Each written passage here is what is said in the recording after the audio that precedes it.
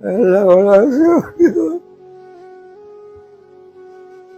আল্লাহ মানুষ খেদমতের লাগি মনে খেদমতের রহমত খেদমত করলে আল্লাহ দয়া পাওয়া যায়।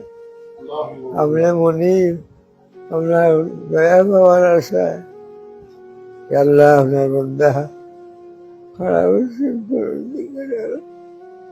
যথাসাধ্য আপনার শান্তি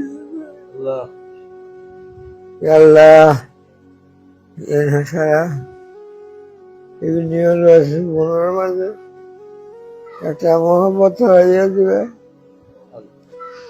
একদিকে ইয়াং মানুষ কর্মযোগ্যতার আর আবার হারাইস না আল্লাহ।